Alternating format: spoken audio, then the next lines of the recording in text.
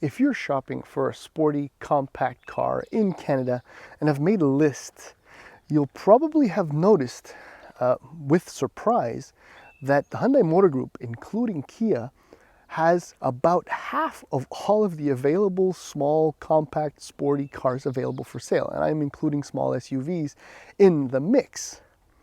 Now that is largely due to the fact that Hyundai has evolved tremendously and grown enormously its N Line series of vehicles. So those are the N Lines and the full-fledged N models. That kind of poses some issues on certain levels, but not something to be discussed right now in this video. Maybe in the written review or in some other story.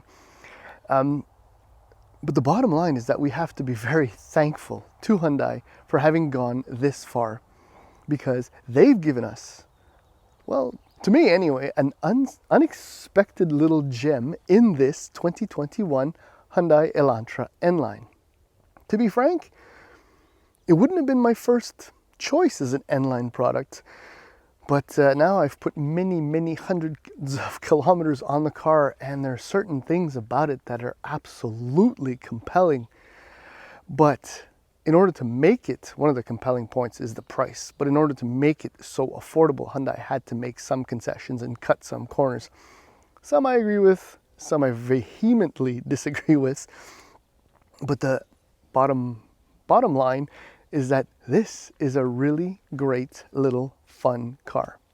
So what that means is now we're going to go for a little walk around and do the tour, and then we'll take it for a spin, because the bottom line is that, well, that's a lot of bottom lines in this video, is that an N-Line vehicle, one of these, is principally designed and created for the driving experience. So let's go ahead and experience it. Okay, I suppose we'll just jump right into a little bit of the design elements that separate the Elantra N Line from the remainder of the Elantras. Essentially, if you look carefully, you'll see a number of, say, gloss black trims all over the place. These 18-inch wheels and a little bit more trim in the back. But otherwise, the car is definitely immediately recognizable as an Elantra. Hyundai has, as I've mentioned on a number of occasions, the habit of completely redesigning, revamping their image at every generation.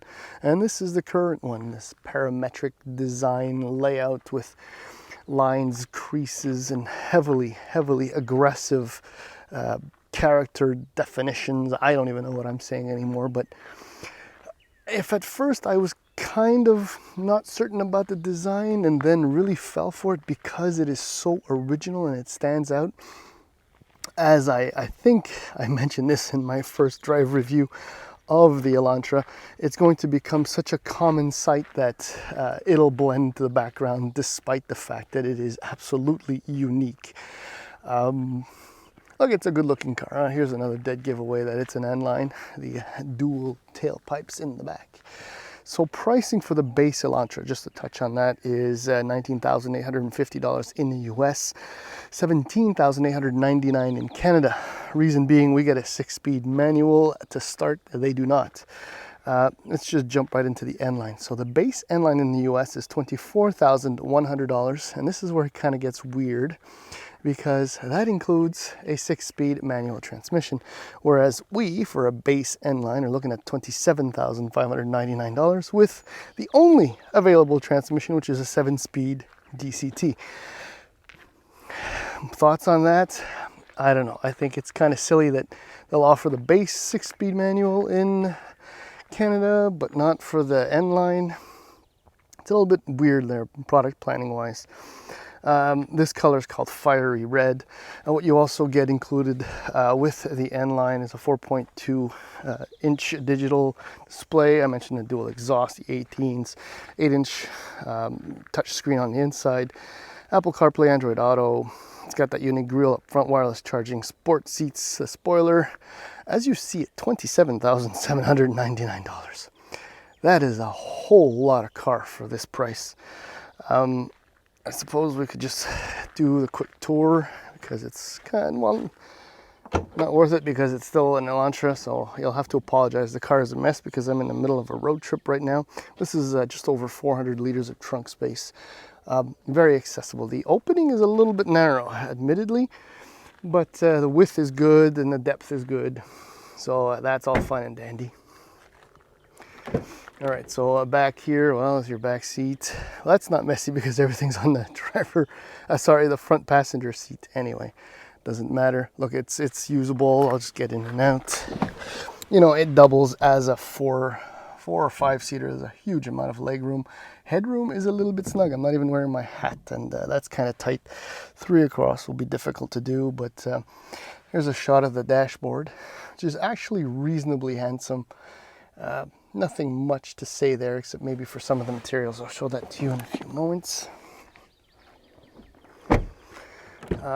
Before we dive into the dashboard itself, this is kind of the nice stuff. You know, the red contrast stitching. Some of the plastics seem, I don't know, some are cheaper-ish, some are nicer-ish. But here are the sport seats, all right? I'm going to try not to get into the cast. Oh, that didn't work. So you can definitely see that the bolsters are huge right here. And now I've been in the car for about 3.5 hours, and the biggest problem, one of the things that I vehemently am or not happy about is the fact that these sports seats, however supportive they look, oh boy, shadow's terrible. I'll just widen my back. There is 0 lumbar support, which is terrible. After only about a half an hour of driving, I was not exactly happy with my situation. But otherwise, you know, they're nice. They're fairly firm, so comfort for maybe someone much younger than I won't be an issue. Let's just dive in. Start her up. Now there's your 4.2-inch display right there. Nice big analog speedo and tach. If it were me, I don't know about the exact Elantra N if it's going to be reversed, but I think it should be reversed. There's your drive mode button. Kind of this is, I think if I recall, like the pad where you were supposed to, you know, stick your phone holder or whatever, but for the N Line, I suppose they decided to put the drive mode button there. So there are only 3 drive modes: Smart, Normal, and Sport. Smart has been the best choice so far.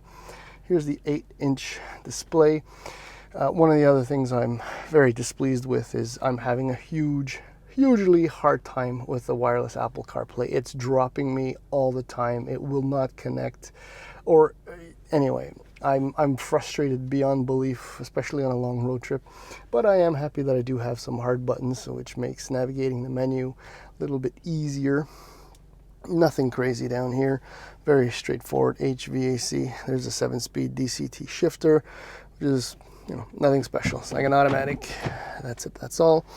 Cup holder storage. I won't show you that. There's nothing. There's the mess. Sight lines are pretty good. I don't know if you can actually see that. It's nice plastic, but there's something about the texture, and you can really see the dust there, how it accumulates. But it kind of gets stuck in it. I don't know. Anyway, maybe I'm just looking for problems. But yeah, the visibility is actually pretty good until you get to the bottom over here. Something else that's very good is the steering wheel. It's actually it's wide but thin at the same time. I really like that. It's a lovely setup. Paddles are nice as well. A few points for that. That's basically it. So I think it's time to go for a spin.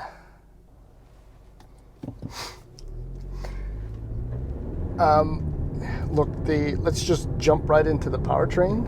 I don't know what's gotten into this turbocharged 1.6 liter 4-cylinder engine, which I've experienced many times in the past.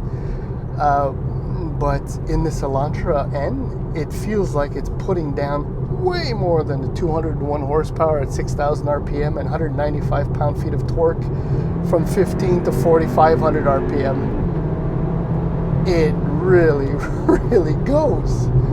I mean, I know the car only weighs about 3,000 pounds, but I would have never guessed that this car would have been so freaking quick.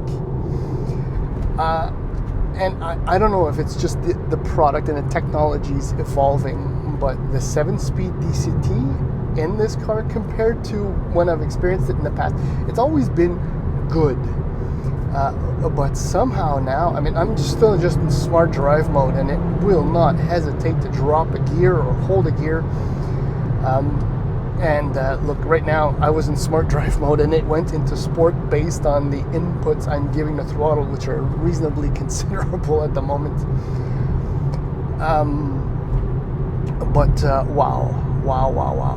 I mean, I don't unfortunately have the 0 to 100 the 0 to 100 kilometer an hour time, but I'm guessing this is in the high sixes, maybe even mid sixes, which is really impressive, again, for $27,500. What else can I say? Oh, the other major surprise following picking up this car, steering. The proper word is bitched about the fact that cars like the Veloster N had sloppy steering, like a massive hole right in the on center, and then once you cross that threshold, then the assistance builds up and takes you where you want to go. But this, there is no lull, there's nothing in the middle. I'm just going to go into normal. I mean, it's totally artificial, obviously, but it feels nice. There's no gap. This is a better steering car, or quite possibly the best steering Hyundai I've ever driven. It feels natural, and there's no gap. There's no teasing of assistance or a lack thereof at any given point when you're winding or unwinding. Brakes feel quite nice too. I have nothing to complain about the way the pedal responds, and the Sport Tune suspension is lovely. I mean, it's right now the roads are a little bit bumpy. I'm in the middle of I don't know where, Ontario, on my way to test drive another Hyundai product, and the ride quality is generally good. I can't complain. The only thing, and this is another thing that I kind of disagree with, but don't at the same time, this is kind of one that's in the gray zone. In order to achieve the price, in order to achieve the weight and the performance, I mean, I can only guess that Hyundai cut out an enormous amount of sound deadening material, because even at only 80 kilometers an hour on just a reasonably smooth, and I don't know how old the road is, but it's still really, really noisy in here. And on the highway at 115, 120 kilometers an hour, it's difficult to make a phone call via Bluetooth or Apple CarPlay, which keeps dropping me. Anyway, that's that gray zone. I mean, other things that they had to cut back on is that there's no auto dimming mirrors, which, whatever, it's a stupid detail. But one thing that's not a stupid detail is that I'm averaging about 6.5 liters per 100 kilometers right now, which is really, really impressive.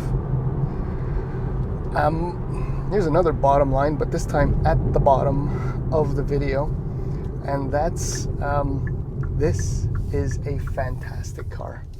Now, as I kind of mentioned at the top of the video, there are a lot of N Line products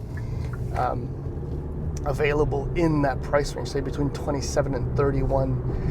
And you go with your favorite body style, obviously, but then there's this one car that keeps creeping up that I haven't driven yet, but that's the GTI, which starts at about $31,500, so $4,000 more than this.